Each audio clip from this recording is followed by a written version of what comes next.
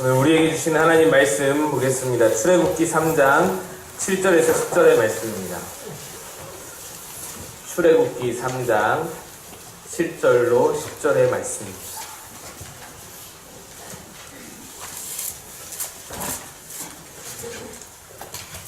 한 절씩 교독하며 읽겠습니다.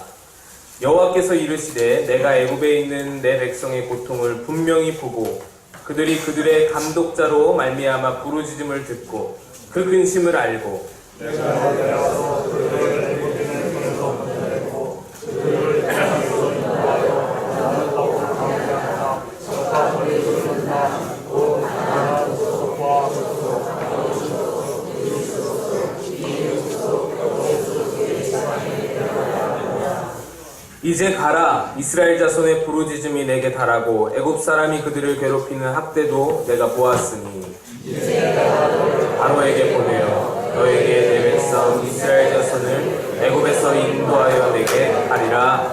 아멘. 할렐루야. 네, 오늘 우리 찬양대 찬양에 제가 너무 은혜를 많이 받았습니다. 내 잔을 채우소서 이 찬양에 제가 너무 감격했습니다. 근데 제가 한 가지 좀 마음에 걸리는 것은 성가대 찬양에 너무 은혜를 받아서 설교의 은혜가 안 될까봐 걱정을 많이 해요. 조금만 덜 해주시면 기도를 좀. 네, 그렇습니다. 오늘 우리 출애굽기를 이제 몇 주간에 걸쳐서 계속해서 출애굽기를 통해서 은혜를 받고 있습니다.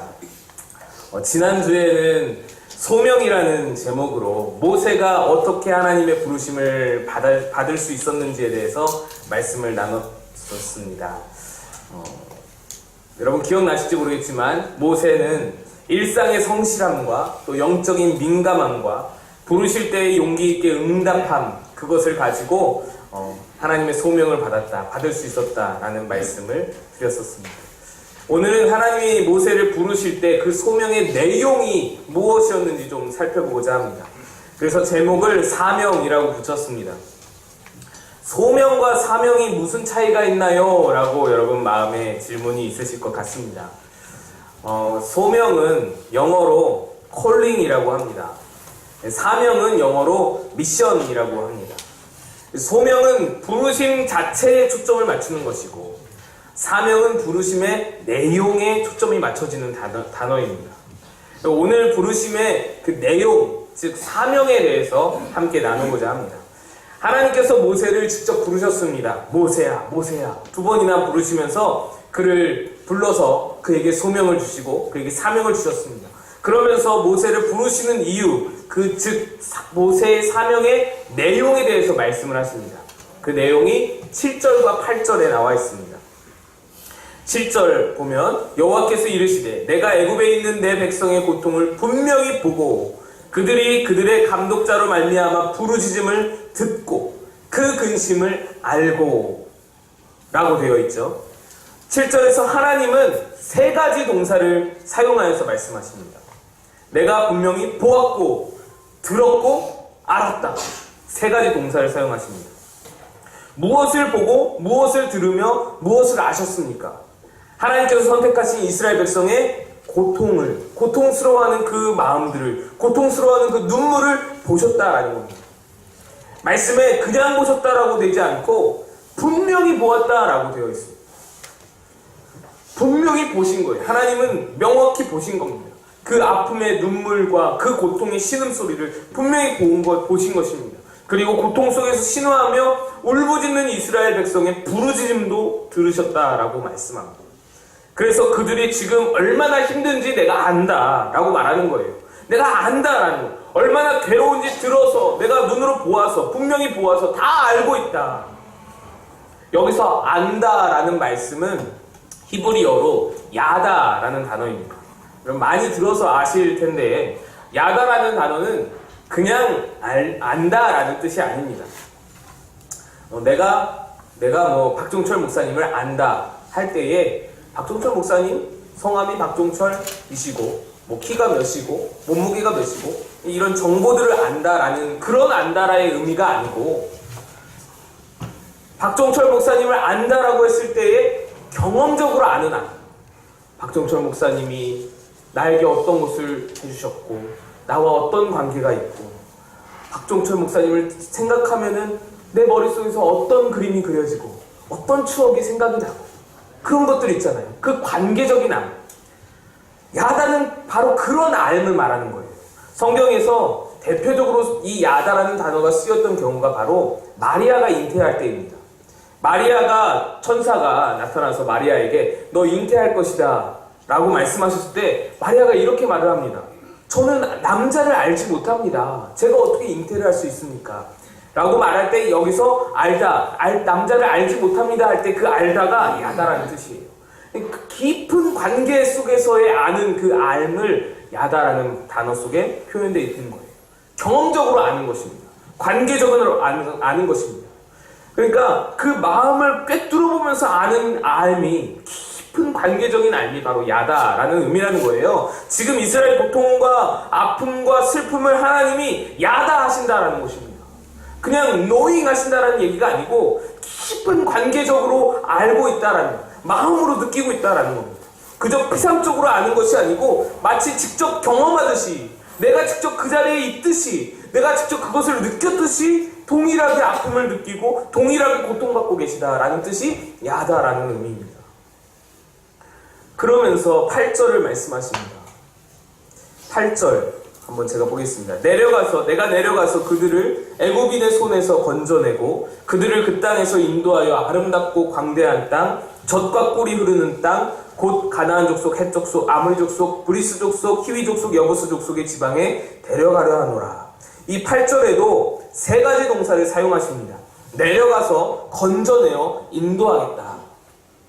제일 마지막에 데려간다라는 단어가 있는데 이것은 한글 번역에만 붙어있는 단어이고요. 그래서 번역상에서 아마 이렇게 원어에는 나타나지 않고 번역상에 붙어있는 것으로 보여집니다. 그래서 세 가지 단어로 원어에서는 말씀하시는 거예요. 내려간다, 건져낸다, 인도하겠다. 먼저 내려가다라는 단어에서 자기 백성의 그 고난과 고통의 역사 속에 자신이 기꺼이 참여하겠다라는 하나님의 의지를 볼 수 있습니다. 하나님의 열정이 묻어나는 것이죠.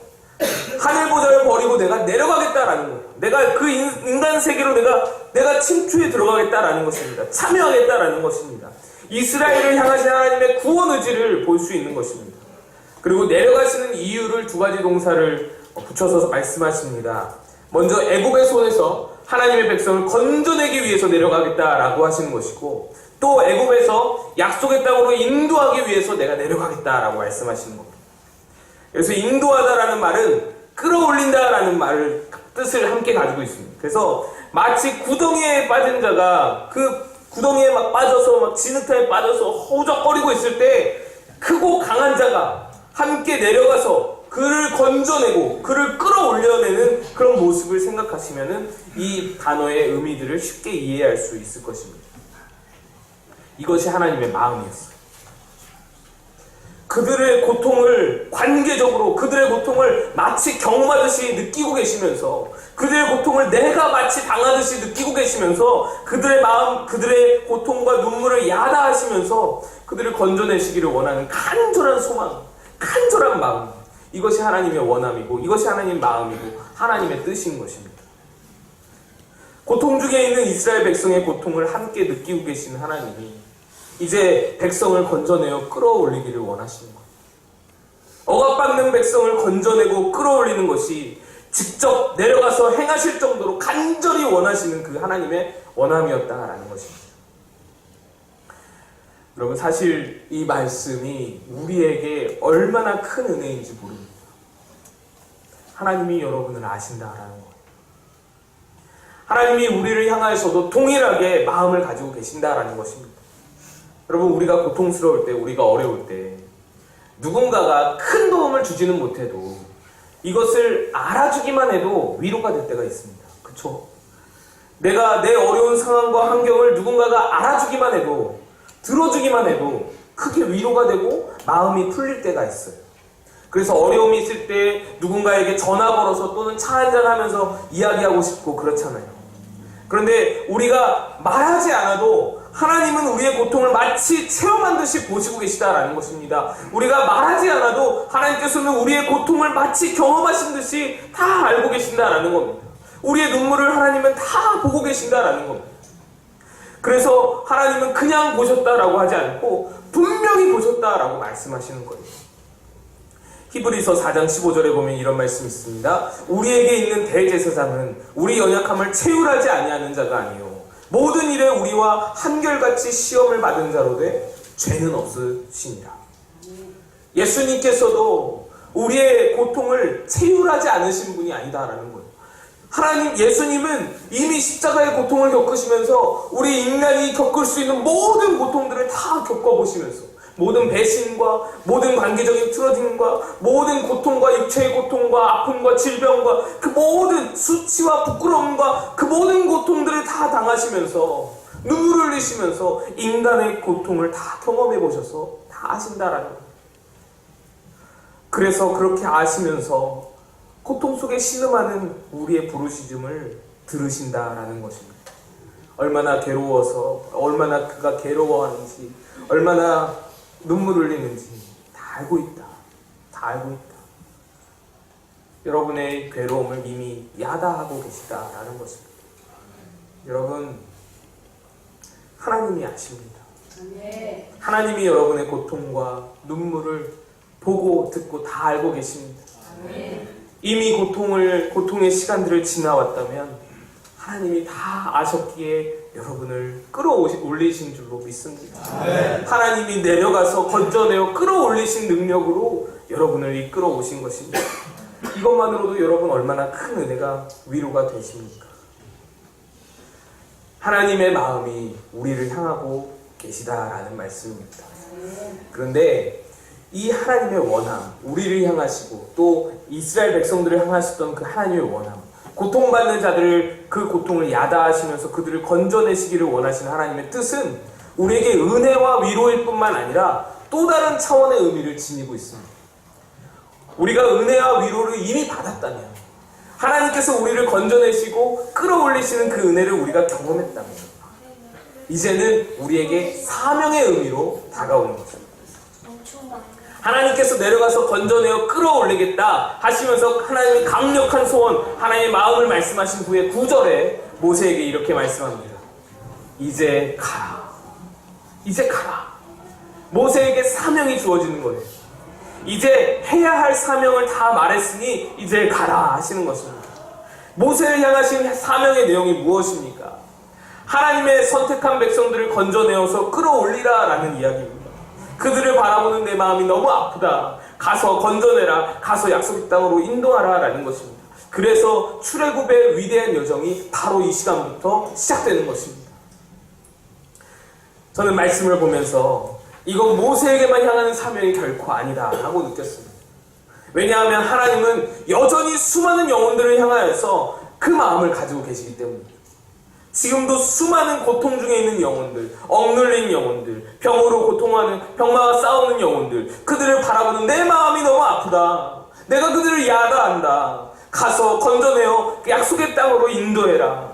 이것은 모든 사람들에게 공통적으로 하나님께서 원하시는 사명입니다. 영혼을 건져내어 약속의 땅으로 끌어올리라 라는 하나님의 마음, 영혼을 살리고 세워라. 수천여 년부터 모세의 시대 때부터 지금까지 변함이 없이 하나님의 꿈, 하나님의 비전, 하나님의 원함이 여기에 있는 것입니다. 여러분, 그렇습니다. 하나님의 사명, 하나님의 비전은 언제나 고통받는 사람들을 향합니다. 얽매인 영혼들을 향하고 있습니다. 예수님께서 공생의 사역을 시작하시면서 첫 설교를 하실 때 그 설교 본문이 누가복음 4장에 나오는데, 그때 설교 본문으로 그 설교가 이제 누가복음 4장에 나오는데 본문이 이사야 61장이었습니다. 예수님이 설교하시는 거예요. 누가복음 4장에 설교를 하시는데 본문이 이사야 61장이었어요. 이사야 61장 1절 3절을 제가 한번 읽어보겠습니다. 주 여호와의 영이 내게 내리셨으니 이는 여호와께서 내게 기름을 부으사 가난한 자에게 아름다운 소식을 전하게 하려 하심이라. 나를 보내사 마음이 상한 자를 고치며 포로된 자에게 자유를, 갇힌 자에게 노임을 선포하며 여호와의 은혜의 해와 우리 하나님의 보복의 날을 선포하여 모든 슬픈 자를 위로하되 무릇 시온에서 슬퍼하는 자에게 화관을 주어 그 죄를 대신하며 기쁨의 기름으로 그 슬픔을 대신하며 찬송의 옷으로 그 근심을 대신하시고 그들이 의의 나무 곧 여호와께서 심으신 그 영광을 나타낼 자라 일컬음을 받게 하려 하심이라. 예수님의 첫 설교, 첫 본문이에요. 예수님의 사명이 담겨 있는 겁니다. 이 본문에 예수님의 사명이 담겨 있는 거예요. 첫 설교에서 자신의 사명을 드러내신 것입니다. 그 사명은 바로 마음 상한 자를 싸매는 일이었습니다. 포로되어 있는 자에게 자유와 해방을 선포하는 일이었습니다. 결박되어 있는 자들에게 감옥의 문을 열어주는 일이었습니다. 무엇이냐? 바로 건져내어 끌어올려주는 일이었습니다. 고통 속에 있는 영혼들을 건져내어 끌어올리시는 것입니다. 가난한 자에게 아름다운 소식을 주고 슬픈 자에게 화관을 주어 기쁨과 찬송이 넘치게 하는 일. 그래서 그들로 하여금 의의 나무 곧 하나님의 영광을 회복하는 사람이 되게 하는 것이 예수님의 사명, 예수님의 꿈이었던 것입니다. 공생의 동안에 예수님께서 꿈꾸셨던 꿈이었습니다. 여기에 나타나는 가난과 마음 상함, 포로됨, 고통 등은 중의적인 단어들입니다. 그래서 실제로 물질적으로 가난한 사람을 건져내라 라는 의미도 있기도 하고 영적으로 가난한 사람을 건져내라 라는 의미이기도 한 것입니다. 또 실제로 물리적으로 신체가 결박당한 사람을 건져내라 라는 의미이면서도 동시에 영적으로 결박당한 자를 건져내라 라는 의미인 것입니다. 그래서 예수님은 일평생 억압당하고 압제당하는 세리와 죄인의 친구가 되어주셨습니다. 당시에는 부정하게 여겨져서 죽어 마땅했던 병자들, 장애인들을 건져내어 올리시는 사역에 열중하시고 그 사역들을 감당하셨습니다. 마지막으로 십자가에 못 박혀 죽으시면서 영적으로 죄 가운데 억압당하고 사단의 노예로 살아가는 모든 인류를 건져내시면서 약속의 땅인 천국으로 이끌어 올리시는 그 일을, 그 사명을 감당하시는 것입니다. 예수님께서 우리의 사명이 무엇인지 본을 보여주시는 거예요. 예수님의 뒤를 따르는 우리에게도 동일하게 이 사명이 부여되는 것입니다. 우리 모두에게 주어진 사명은 사실 방법적인 면에서 볼 때는 각각 다르겠지만 그 방향은 동일합니다. 하나님의 마음은 늘 영혼을 향해 있습니다. 오늘도 고통받는 자들을 향해서 눈물을 흘리시는 하나님이십니다. 하나님이 바라보시는 영혼들은 어떤 사람들은 그렇게 말합니다. 저 시리아에 있다. 저 아프리카에 있다. 저 북한 땅에 있다. 그렇죠. 맞습니다. 하나님의 마음이 그들을 향하고 있습니다. 그러나 그렇다고 해서 너무 멀리에만 있는 건 아닙니다. 하나님이 마음이 향하시는 영혼들은 사실 지금 이 시간에 우리 주위, 내 주변, 내 옆자리에도 너무 많은 거예요. 그래서 그들이 어디 있느냐는 사실 크게 중요하지 않습니다. 보다 더 큰 문제는 우리의 마음입니다. 우리들 마음이 하나님의 마음과 그 동일한 방향으로 향하고 있느냐가 더 중요합니다. 마음만 있다면 그 영혼이 눈에 보이는 거예요. 마음만 있다면 우리는 핑계대죠. 하나님의 마음이 향하는 영혼들은 너무 멀리 있습니다. 나와는 너무 거리가 멉니다. 내가 만날 수가 없습니다. 아닙니다. 우리의 마음만 하나님 마음으로 그 방향을 잡고 잘 서 있으면 그들이 눈에 보인다라는 것입니다. 그런데 문제는 그렇게 하나님 마음과 동일한 방향으로 우리 마음이 나아가기가 너무나 어렵습니다. 왜요? 우리의 마음의 방향이 왜 하나님의 마음과 다릅니까? 우리가 세상 가치관에 계속해서 영향을 받기 때문입니다. 사실 하나님의 마음의 방향은 세상 가치관과는 전혀 다른 방향으로 나아갑니다. 세상 가치관은 우리에게 무엇이라고 말합니까? 나 자신에게 집중하라고 합니다. 심지어 때로는 이기적이 되어야 된다고 가르치고 있습니다. 실제로요, 여러분, 예전에는 착하다라고 말하면 칭찬이었습니다. 저는 중학교 때 착한 친구상을 받은 적이 있어요. 친구들이 반에서 성격이 제일 착한 친구를 투표로 하는 거예요. 투표해서 뽑혀서 상을 받는 거예요. 저는 그게 굉장히 영광스러웠어요. 어떤 성적상이나 개근상보다도 굉장히 좋았습니다. 제가 교회 다니는 아이였으니까 이게 굉장히 영광스러운 거예요. 너무 영광스럽게 생각했습니다. 그런데 여러분, 요즘에는 이런 상 주지도 않을 뿐더러 이런 상 받았다고 좋아하지도 않아요. 요즘은 여러분 그렇죠? 착하다라는 표현이 굉장히 중의적인 표현이 되어버렸습니다. 아니 어떤 경우에는 아예 나쁜 의미까지도 포함되는 경우도 보일 때가 있습니다. 그렇잖아요? 그 사람 그냥 착해 이렇게 말을 하면 결코 좋은 의미가 아니에요. 언젠가부터 착하다는 의미에 약간 조금 둔하고 약간 좀 멍청하고 바보 같고 세상 이치에 좀 어둡고 이런 의미가 계속 가미가 되어가고 있어요. 그래서 이 세상은 약아야 잘 사는 거야. 이 세상은 독해야 잘 사는 거야. 그런 세상이 되어가고 있고 우리도 그 세상에 점점 물들어가고 있습니다. 그런데 그러면서 우리도 모르는 사이에 하나님의 마음의 방향과는 다른 방향으로 가는 경우가 너무나 많이 있다라는 것이죠. 악착같이 돈 벌고 싶다 생각하는 것 좋습니다. 그래야죠. 돈 벌어야죠. 돈을 버는 것은 좋은 마음입니다. 근데 문제는 무엇입니까? 돈 벌어서 뭘 하고 싶냐라는 것이죠. 내가 돈 벌어서 과연 무엇을 하고 싶은가? 자녀들 또는 내가 좋은 직장에 들어가고 싶다라고 생각하는 거 좋은 일이죠. 너무나 귀한 일입니다. 그런데 그 문제는 뭐냐면 그 직장에서 어떻게 살아갈까를 생각하는 거예요. 그것이 문제라는 것입니다. 돈 벌어서 내 행복만, 어떤 내 자아성취만, 내 자기 발현만, 그 내 만족에만 몰두를 하게 된다면 그건 하나님이 원하시는 삶은 절대로 아니에요. 하나님의 마음의 방향은 아니라는 것입니다.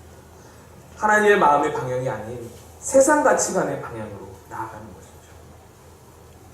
하나님의 사명은 나에게 집중된 시선을 거두고 내게로부터서 눈을 들어서 하나님의 마음을 품고 영혼을 바라보는 것이 하나님의 주시는 사명이라는 것입니다.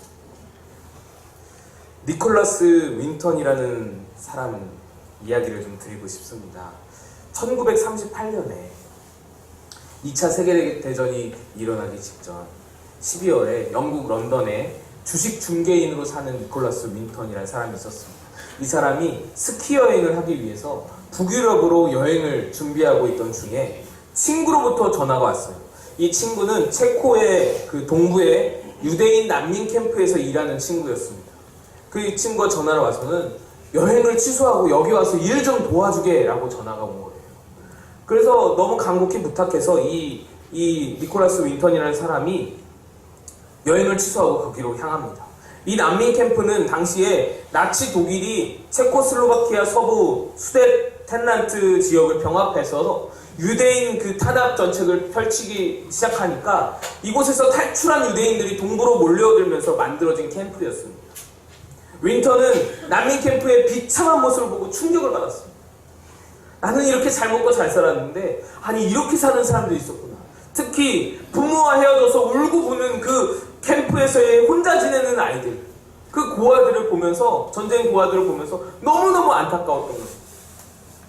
체코슬로바키아 전역이 독일 나치의 수중에 떨어지는 것이 지금 시간 문제였습니다. 이 동부의 난민 캠프도 나치의 수중에 들어가는 것이 시간 문제였어요.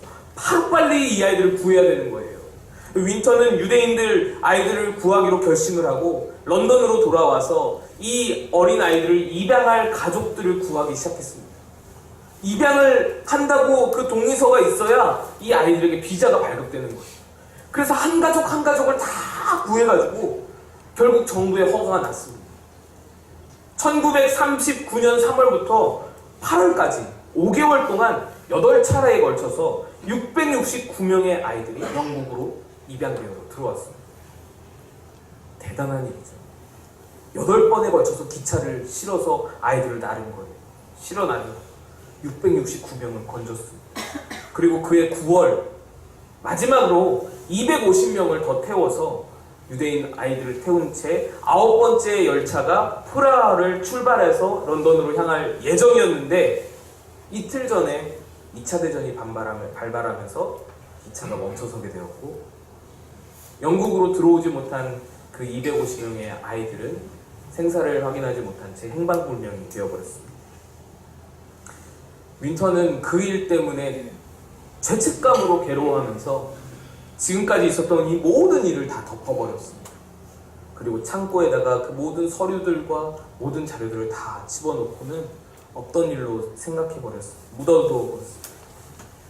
이 윈턴의 선행이 알려진 거는 1988년 그의 아내 그레타가 집 다락방에서 우연히 발견한 이상한 서류 가방 때문이었어요. 그 가방에 윈턴이 구한 유대인 아이들의 명단과 그 아이들이 쓴 편지들이 보관되어 있었습니다. 이 일을 세상에 알려야겠다고 아내의 설득으로 인해서 BBC 방송 그게 인생이야에 윈턴은 그가 구한 당시 아이들과 함께 출연해서 당시의 일을 처음으로 고백했습니다. 그 영상을, 그때 그 TV 프로그램 영상을 잠깐 한번 보도록 하겠습니다. 아버지 당신의 마음이 곳에 나의 마음이 있기를 원해요. 아버지 당신의 눈물이 고인 곳에 나의 눈물이 고이길 원해요. 아버지 당신이 바라보는 영혼에게 나의 두 눈이 향하길 원해요. 아버지 당신이 울고 있는 어두운 땅에 나의 두 발이 향하길 원해요. 나의 마음이 아버지의 마음 알아. 내 모든 뜻 아버지의 뜻이 될 수 있기를 나의 혼. This is his scrapbook. There are all kinds of fascinating pictures in it. Perhaps you can see this is a picture of Nicholas Winton himself with one of the children he rescued. Back here is the list of all the children.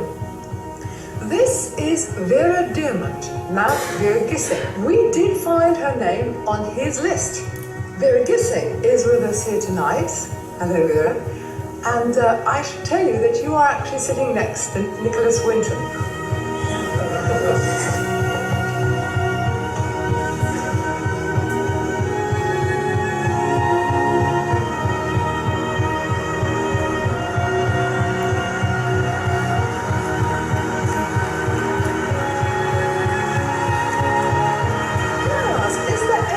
In our audience tonight who owes their life to Nicholas Winton? If so, could you stand up, please? 나의 마음이 아버지의 마음 알아.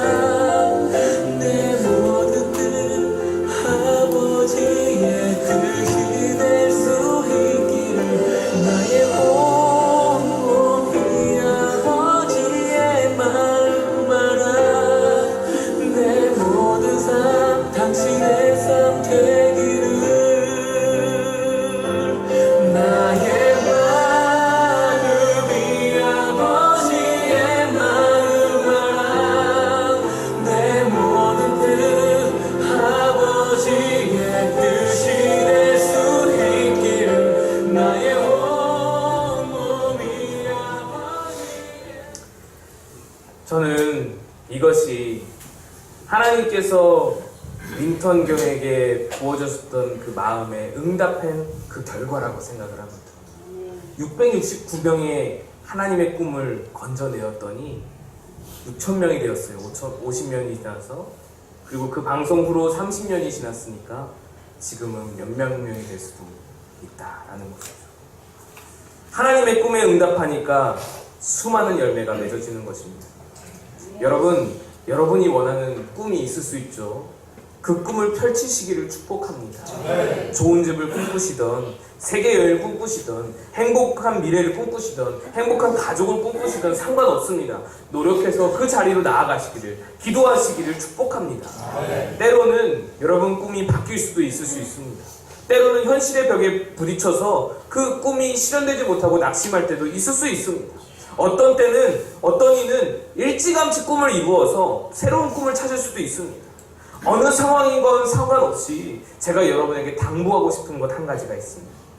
무엇이냐면, 내 꿈은 금방 성취되거나 혹 변할 수 있을지 몰라도 고통 속에 울부짖는 수많은 영혼들을 건져내어 약속의 땅으로 끌어올리시기를 원하는 하나님의 마음, 하나님의 꿈은 결코 변할 수 없다는 거예요. 그래서 내 꿈은 변하더라도 이 하나님의 마음, 하나님의 꿈은 늘 간직하고 사명을 감당하는 삶이 되어야 한다는 것입니다. 우리의 직업이 무엇이든지, 우리의 자리가 어디에 있든지, 우리의 환경이 어디에 있든지 이 마음은 늘 품어야 한다는 것입니다.